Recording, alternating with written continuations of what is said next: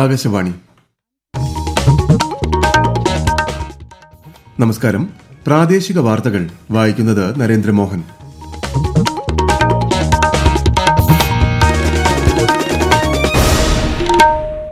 പ്രധാന വാർത്തകൾ. പ്രധാനമന്ത്രി നരേന്ദ്രമോദി ഉത്തർപ്രദേശിലെ വാരാണസിയിലെത്തി മൌറീഷ്യസ് പ്രധാനമന്ത്രി നവീൻ ചന്ദ്ര രാംഗുലവുമായി ചർച്ച നടത്തുന്നു. നേപ്പാളിൽ യുവജന പ്രക്ഷോഭത്തിൽ മരണസംഖ്യ 30. ഇന്ത്യക്കാരെ തിരികെ എത്തിക്കാൻ പ്രത്യേക വിമാന സർവീസുകൾ. തിരുവനന്തപുരം വിമാനത്താവളത്തിൽ എമിഗ്രേഷൻ ക്ലിയറൻസ് പ്രക്രിയ വേഗത്തിലാക്കുന്ന fast track immigration trusted traveller programme കേന്ദ്രമന്ത്രി അമിത് ഷാ വെർച്വലായി ഉദ്ഘാടനം ചെയ്തു. അക്ഷയ സെന്ററുകളിൽ അവശ്യ സേവനങ്ങൾ ലഭിക്കുന്നതിന് പൊതുജനങ്ങളിൽ നിന്നും നിരക്ക് ഈടാക്കാൻ പാടില്ലെന്ന് ഹൈക്കോടതി. കോഴിക്കോട് അമീബിക് മസ്തിഷ്ക ജ്വരം ബാധിച്ച് ഒരാൾ കൂടി മരിച്ചു. ജാഗ്രത കർശനമാക്കി ആരോഗ്യവകുപ്പ്. ഏഷ്യാകപ്പ് ക്രിക്കറ്റിൽ ഇന്ന് ബംഗ്ലാദേശ് ഹോങ്കോങ് പോരാട്ടം. വാർത്തകൾ വിശദമായി. പ്രധാനമന്ത്രി നരേന്ദ്രമോദി ഉത്തർപ്രദേശിലെ വാരാണസിയിലെത്തി മൌറീഷ്യസ് പ്രധാനമന്ത്രി നവീൻ ചന്ദ്ര രാംഗുലവുമായി ശ്രീ മോദി ചർച്ച നടത്തുന്നു.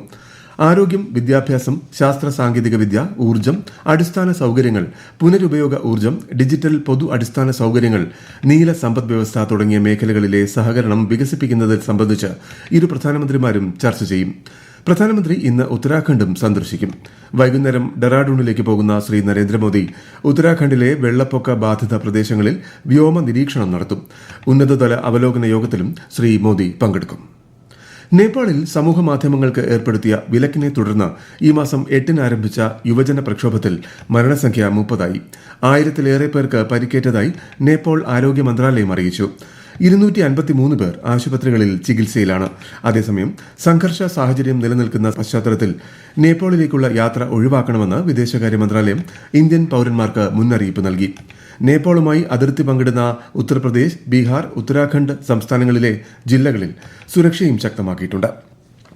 നേപ്പാളിലെ സംഘർഷത്തെ തുടർന്ന് കുടുങ്ങിക്കിടക്കുന്ന ഇന്ത്യൻ യാത്രക്കാരെ സഹായിക്കുന്നതിനായി പ്രത്യേക വിമാന സർവീസുകൾ നടത്തുമെന്ന് എയർ ഇന്ത്യയും ഇൻഡിഗോയും അറിയിച്ചു. എയർ ഇന്ത്യ ഷെഡ്യൂൾ ചെയ്ത സർവീസുകൾ ഇന്ന് പുനരാരംഭിക്കും. കാഠ്മണ്ഡുവിലേക്കും തിരിച്ചും 4 സർവീസുകൾ ഇന്ന് പുനരാരംഭിക്കുമെന്ന് ഇൻഡിഗോയും വ്യക്തമാക്കിയിട്ടുണ്ട്. വിമാന കമ്പനികളോട് ന്യായമായ നിരക്ക് മാത്രം ഈടാക്കാൻ നിർദ്ദേശിച്ചതായി കേന്ദ്ര വ്യോമയാന മന്ത്രി കിഞ്ചരപ്പു റാം മോഹൻ നായിഡു പറഞ്ഞു. അതേസമയം സംഘർഷ സാഹചര്യം നിലനിൽക്കുന്ന പശ്ചാത്തലത്തിൽ നേപ്പാളിലേക്കുള്ള യാത്ര ഒഴിവാക്കണമെന്ന് വിദേശകാര്യ മന്ത്രാലയം ഇന്ത്യൻ പൌരന്മാർക്ക് മുന്നറിയിപ്പ് നൽകി. നേപ്പാളുമായി അതിർത്തി പങ്കിടുന്ന ഉത്തർപ്രദേശ്, ബീഹാർ, ഉത്തരാഖണ്ഡ് സംസ്ഥാനങ്ങളിലെ ജില്ലകളിൽ സുരക്ഷയും ശക്തമാക്കിയിട്ടുണ്ട്.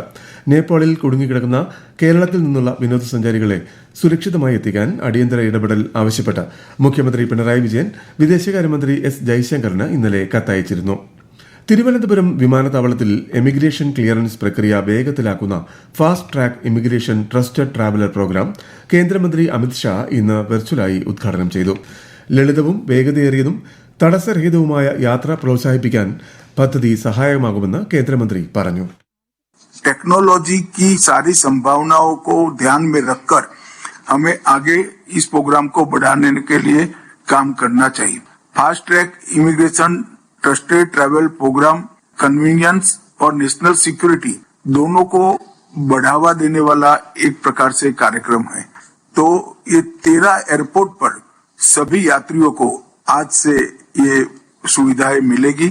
ये हम सब के लिए आनंद का विषय है.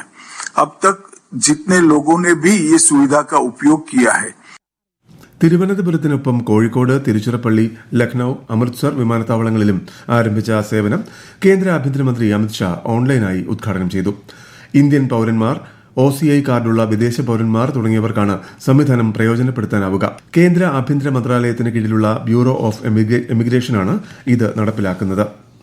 അക്ഷയ സെന്ററുകൾ അവശ്യ സേവനങ്ങൾ ലഭിക്കുന്നതിന് പൊതുജനങ്ങളിൽ നിന്നും നിരക്ക് ഈടാക്കാൻ പാടില്ലെന്ന് ഹൈക്കോടതി. പൊതുജനങ്ങളെ സർക്കാർ സേവനങ്ങളുമായി ബന്ധിപ്പിക്കുന്നതിനാണ് അക്ഷയ കേന്ദ്രങ്ങൾ ഉദ്ദേശിക്കുന്നതെന്നും ലാഭം ലക്ഷ്യമാക്കിയുള്ള വാണിജ്യ കേന്ദ്രങ്ങളായി അവയെ കണക്കാക്കാനാകില്ലെന്നും ജസ്റ്റിസ് N. നാഗരേഷ് ഉത്തരവിട്ടു. സ്മാർട്ട് സേവനങ്ങൾ ലഭ്യമാക്കുന്നതിന് അക്ഷയ സെന്ററുകൾക്ക് ഈടാക്കാവുന്ന ഫീസ് നിശ്ചയിച്ച സർക്കാർ ഉത്തരവിനെതിരെ അക്ഷയ സെന്റർ സംരംഭകരുടെ ഫോറവും ഓൾ കേരള അക്ഷയ സംരംഭകരുടെ കോൺഫെഡറേഷനും സമർപ്പിച്ച ഹർജികൾ പരിഗണിക്കവെയാണ് ഹൈക്കോടതിയുടെ പരാമർശം. വയനാട് ഉരുൾപൊട്ടൽ ദുരന്ത ബാധിതരുടെ വായ്പ എഴുതിത്തള്ളുന്നത് സംബന്ധിച്ച് തീരുമാനമെടുക്കാൻ കൂടുതൽ സമയം വേണമെന്ന് കേന്ദ്ര സർക്കാർ ഹൈക്കോടതിയിൽ. കേന്ദ്രത്തിന്റെ അന്തിമ ദുരന്ത നിവാരണ പദ്ധതി ഹൈക്കോടതിയിൽ സമർപ്പിച്ചു. ദുരന്ത നിവാരണവുമായി ബന്ധപ്പെട്ട് ജൂണിൽ കേരള ഹൈക്കോടതി പുറപ്പെടുവിച്ച ഉത്തരവിനെ തുടർന്നാണ് കേന്ദ്ര സർക്കാർ ദുരന്ത നിവാരണ പദ്ധതിയുടെ അന്തിമ പതിപ്പ് സമർപ്പിച്ചത്. സംസ്ഥാനത്ത് അമീബിക് മസ്തിഷ്ക ജ്വരം ബാധിച്ച് ഒരാൾ കൂടി മരിച്ചു. മലപ്പുറം ചേലമ്പ്ര സ്വദേശി ഷാജിയാണ് മരിച്ചത്. 2 ആഴ്ചയായി കോഴിക്കോട് മെഡിക്കൽ കോളേജ് ആശുപത്രിയിൽ ചികിത്സയിലായിരുന്നു. നിലവിൽ 10 പേരാണ് കോഴിക്കോട് മെഡിക്കൽ കോളേജ് ആശുപത്രിയിൽ ചികിത്സയിൽ കഴിയുന്നത്. വിശദാംശങ്ങളുമായി കോഴിക്കോട് നിന്നും ആകാശവാണി ജില്ലാ പ്രതിനിധി നസീർ ബാബു. മലപ്പുറം സ്വദേശികളായ 3 പേരും കോഴിക്കോട് സ്വദേശികളായ 2 പേരും വയനാട് സ്വദേശിയുമാണ് മരിച്ചത്. നിലവിൽ 10 പേരാണ് കോഴിക്കോട് വിവിധ ആശുപത്രികളിലായി ചികിത്സയിലുള്ളത്. ഇതിൽ 3 കുട്ടികൾ ഉൾപ്പെടെ ഉണ്ട്. എല്ലാവരുടെയും ആരോഗ്യനില തൃപ്തികരമാണ്. കെട്ടിക്കിടക്കുന്ന വെള്ളത്തിൽ കുളിക്കുന്നതും ഡൈവ് ചെയ്യുന്നതും ഒഴിവാക്കണം. വാട്ടർ തീം പാർക്കുകളിൽ സ്വിമ്മിംഗ് പൂളിലെയും വെള്ളം കൃത്യമായി ക്ലോറിനേറ്റ് ചെയ്ത് ശുദ്ധമാണെന്ന് ഉറപ്പാക്കണം. ജലസ്രോതസ്സുകളിൽ കുളിക്കുന്നവർ മൂക്കിലേക്ക് വെള്ളം കയറാതിരിക്കാൻ ശ്രദ്ധിക്കണം. മലിനമായ വെള്ളത്തിൽ മുങ്ങിക്കുളിക്കുന്നതും മുഖവും വായുവും ശുദ്ധമല്ലാത്ത വെള്ളത്തിൽ കഴുകുന്നതും. ഈ വാർത്തകൾ ആകാശവാണിയിൽ നിന്ന്. ആകാശവാണി വാർത്തകളും വാർത്താ അധിഷ്ഠിത പരിപാടികളും all India radio news Thiruvananthapuram YouTube ചാനലിലും @all India radio news Thiruvananthapuram Facebook പേജിലും AIR _ തിരുവനന്തപുരം ഇൻസ്റ്റഗ്രാം അക്കൌണ്ടിലും @AIR News _TVM X ഹാൻഡിലും ലഭ്യമാണ്. ഒരു വർഷത്തിനകം 3500 കോടി രൂപയുടെ നിക്ഷേപവും 2000 തൊഴിലവസരങ്ങളും ലക്ഷ്യമിട്ടുള്ള മലപ്പുറം നിക്ഷേപക സംഗമം ഇന്ന് വ്യവസായ മന്ത്രി പി രാജീവ് ഉദ്ഘാടനം ചെയ്യും. മലപ്പുറം ജില്ലയിൽ നിന്നും ഇൻവെസ്റ്റ് കേരള ഗ്ലോബൽ സമ്മിറ്റിൽ പങ്കെടുത്തവരും ജില്ലയിൽ 20 കോടിയിലധികം നിക്ഷേപം നടത്തുന്നവരുമായ വ്യവസായികളുടെ നേതൃത്വത്തിൽ ജില്ലാ വ്യവസായ കേന്ദ്രത്തിന്റെ സഹായത്തോടെയാണ് സംരംഭകർ ഒത്തുചേരുന്നത്. പുതുതലമുറ GST പരിഷ്കരണങ്ങൾ ഉൽപ്പാദകർക്ക് വലിയ പ്രചോദനവും മേഖലയ്ക്ക് മികച്ച പരിവർത്തനവും നൽകുമെന്ന് പ്രധാനമന്ത്രി നരേന്ദ്രമോദി. പുതിയ GST പരിഷ്കാരങ്ങൾ ഇന്ത്യയുടെ ഉൽപ്പാദന മേഖലയിൽ വലിയ മാറ്റങ്ങൾക്ക് കാരണമാകുമെന്നും അദ്ദേഹം പറഞ്ഞു. പുതുതലമുറ GST പരിഷ്കാരങ്ങൾ വഴി ഗാർഹിക ഇലക്ട്രോണിക് ഉപകരണങ്ങളുടെ വിലയിൽ ഗണ്യമായ കുറവുണ്ടാകുമെന്ന് കേന്ദ്ര സർക്കാർ. എയർ കണ്ടീഷണറുകൾ, ഡിഷ് വാഷറുകൾ, LCD, LED ടിവികൾ തുടങ്ങിയ ഉൽപ്പന്നങ്ങളുടെ GST നിരക്കുകൾ 28% നിന്നും 18% കുറച്ചത് മധ്യവർഗത്തിന് വലിയ ആശ്വാസമാണ് ഉണ്ടാക്കുന്നതെന്നും കേന്ദ്രം അറിയിച്ചു. ഇത് ആഭ്യന്തര ഉൽപ്പാദകർക്കും നേട്ടമുണ്ടാക്കുമെന്നും കേന്ദ്ര സർക്കാർ അറിയിച്ചു. സമ്പൂർണ്ണ കുടിവെള്ള പദ്ധതി പൂർത്തീകരിച്ച മലപ്പുറം ജില്ലയിലെ ആദ്യത്തെ പഞ്ചായത്തായി മുതുവല്ലൂർ ഗ്രാമപഞ്ചായത്തിനെ മന്ത്രി റോഷി അഗസ്റ്റിൻ നാളെ പ്രഖ്യാപിക്കും. കൂടുതൽ വിവരങ്ങളുമായി ആകാശവാണി മലപ്പുറം ജില്ലാ പ്രതിനിധി സുരേഷ് ബാബു.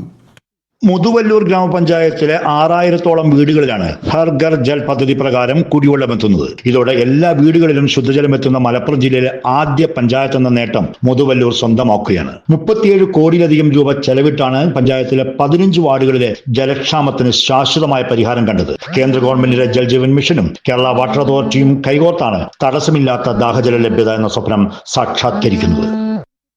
ഏഷ്യ കപ്പ് ക്രിക്കറ്റിൽ ഇന്ന് ബംഗ്ലാദേശും ഹോങ്കോങ്ങും തമ്മിൽ ഏറ്റുമുട്ടും. അബുദാബിയിലെ ഷെയ്ഖ് സായിദ് സ്റ്റേഡിയത്തിൽ ഇന്ത്യൻ സമയം രാത്രി 8 മണിക്കാണ് മത്സരം. ഇന്നലെ മത്സരത്തിൽ ഇന്ത്യ UAE-യെ 9 വിക്കറ്റിന് പരാജയപ്പെടുത്തിയിരുന്നു.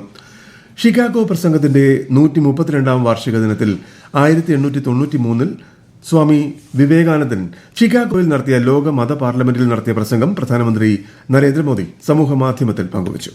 വിവേകാനന്ദൻ നടത്തിയ ചരിത്ര പ്രസിദ്ധമായ പ്രസംഗം ഐക്യത്തിനും സാർവത്രിക സാഹോദര്യത്തിനും ഊന്നൽ നൽകിയ നിർണായക നിമിഷമായിരുന്നുവെന്ന് പ്രധാനമന്ത്രി ചൂണ്ടിക്കാട്ടി.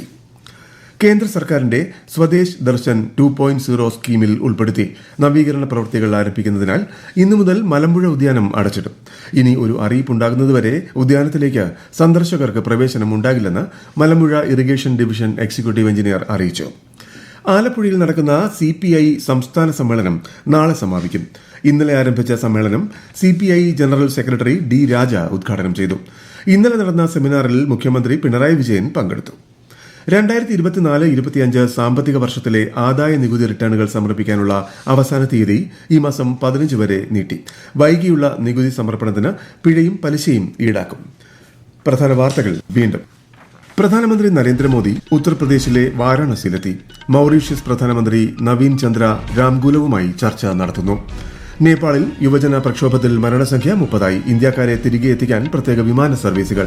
തിരുവനന്തപുരം വിമാനത്താവളത്തിൽ എമിഗ്രേഷൻ ക്ലിയറൻസ് പ്രക്രിയ വേഗത്തിലാക്കുന്ന fast track immigration trusted traveller programme കേന്ദ്രമന്ത്രി അമിത്ഷാ വെർച്വലായി ഉദ്ഘാടനം ചെയ്തു. അക്ഷയ സെന്ററുകളിൽ അവശ്യ സേവനങ്ങൾ ലഭിക്കുന്നതിന് പൊതുജനങ്ങളിൽ നിന്നും നിരക്ക് ഈടാക്കാൻ പാടില്ലെന്ന് ഹൈക്കോടതി. കോഴിക്കോട് അമീബിക് മസ്തിഷ്ക ജ്വരം ബാധിച്ച് ഒരാൾ കൂടി മരിച്ചു. ജാഗ്രത കർശനമാക്കി ആരോഗ്യവകുപ്പ്. ഏഷ്യ കപ്പ് ക്രിക്കറ്റിൽ ഇന്ന് ബംഗ്ലാദേശ് ഹോങ്കോങ് പോരാട്ടം. പ്രാദേശിക വാർത്തകൾ കഴിഞ്ഞു. അടുത്ത വാർത്താ പ്രക്ഷേപണം 12:50.